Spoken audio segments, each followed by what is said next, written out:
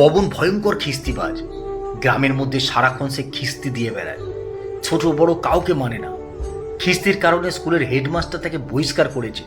শুধু তাই নয়, তার নামে গ্রামে সালিসি ডাকা হয়েছে। বিচার সভায় মাতব্বরেরা ঠিক করলেন পবনকে গ্রামে থাকতে দেওয়া হবে না, নইলে সব চ্যাংরা খিস্তিবাজ হয়ে উঠবে। পরানপুর গ্রামটার নাম হয়ে যাবে খিস্তিপুর। দাপটের নেতা অঞ্চল প্রধান সুরেশ রায় নিদান দিলেন পবনকে জুতোর মালা পরিয়ে গ্রামের বাইরে খালপাড় শ্মশানে যেন রেখে আসা হয়, গ্রামে যেন আর না ঢোকে। যাই হোক, শেষ পর্যন্ত জুতোর মালা না জুটলেও পবনের ঠাঁই হলো পরানপুর শ্মশান। পবনের এতে দুঃখ নেই, বরং এখন তার বেশি আনন্দ। এখন সে শ্মশানের চারপাশে ঘুরে মরা পোড়াতে সাহায্য করে আর মনের খুশিতে খিস্তি ছাড়ে। পবনের এখনো 18 হয়নি, কিন্তু গালাগালিতে পিএইচডি। যে মরাগুলো পুড়তে দেরি হয় সেগুলোকে সে উদম গালি দেয়। গালি শুনে শ্মশান যাত্রীরা কেউ কেউ হাসে, আমোদ পায়। কিছুদিন পর পবনের মরা পোড়াতে উৎসাহ কমে গেল। তারপর দুদিন ভেবে সে এক নতুন ফন্দি বের করলো।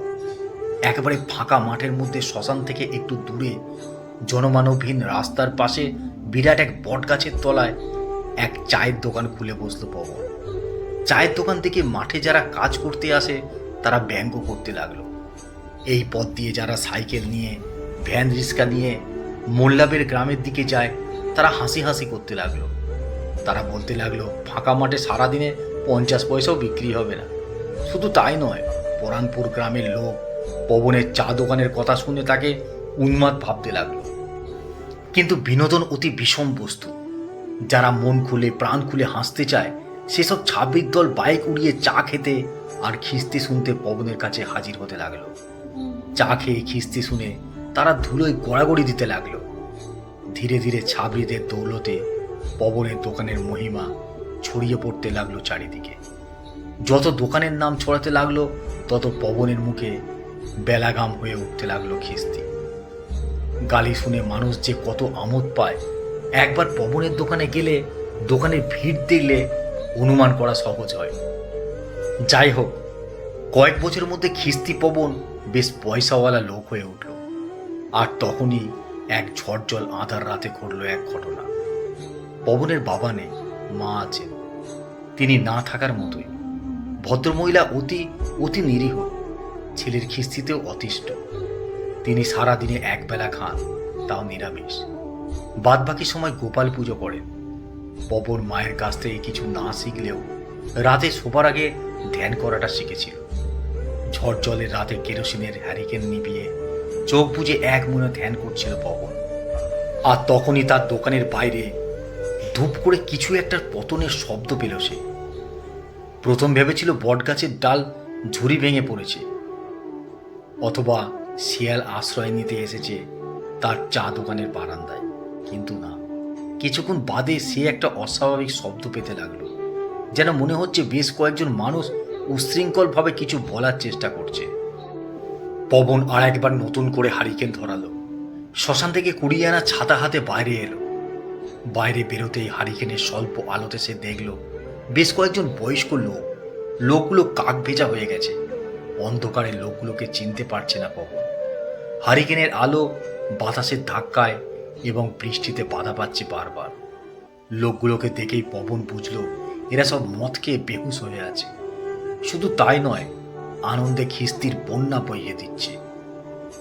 যে লোকটি সবচেয়ে কম বয়স্ক সেই পবনকে অত্যন্ত পুরনো দিনের একটা গালি দিয়ে বলল, তাড়াতাড়ি 3 কাপ চা কর, শুধু দুধ দিয়ে করবি, জল দিবি না।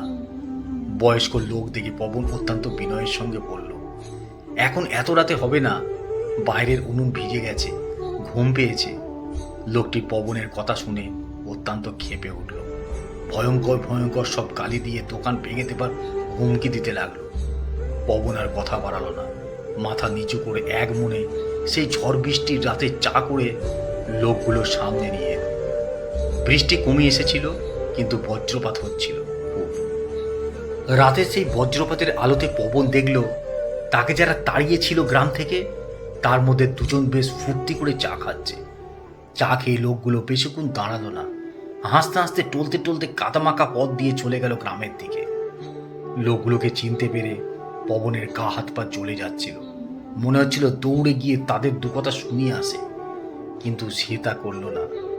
সে আবার আলো নিভিয়ে শুতে যাবে, ঠিক তখনই অন্ধকার ফুঁড়ে একজন সর্বাঙ্গ কাদামাখা মহিলা উদয় হলেন। মহিলাটি পবনকে অত্যন্ত খারাপ একটি গালি দিয়ে বলল, এই যে খিস্তি কুমার, চা হবে নাকি এক কাপ? পবন এত রাতে আর কথা বাড়ালো না। কাগজের কাপে অবশিষ্ট চাটুকু ঢেলে মহিলাটির হাতে তুলে দিতে দিতে বলল, এদিকে যেন আর কোনোদিন না দেখি। এটা শ্মশান, পবিত্র জায়গা। পয়সা নিয়ে ফষ্টি নষ্টি করতে লজ্জা করে না? মহিলাটি কোনো কথা বলল না। চা খেতে খেতে কাপ হাতে অন্ধকারে মুহূর্তে মিলিয়ে গেল। তবে তার মুখ থেকে শোনা যেতে লাগলো বিদ্রুপ মেশানো দীর্ঘ উপদেশ। অসভ্য মহিলাটি চলে যেতেই পবনের চোখে জল এলো। তাকে শুধুমাত্র খারাপ কথা বলার জন্য গ্রাম থেকে বের করে দেওয়া হয়েছিল, অথচ সেই মাতব্বরেরাই আজ রাত বিরতে ফুর্তি করে বেড়াচ্ছে, খিস্তি দিচ্ছে। তাদের বলার কেউ নেই, তাদের বিচার করার কেউ নেই। পবন মনে মনে প্রতিজ্ঞা করে, সুযোগ পেলে এদের মুখোশ খুলে দেবে।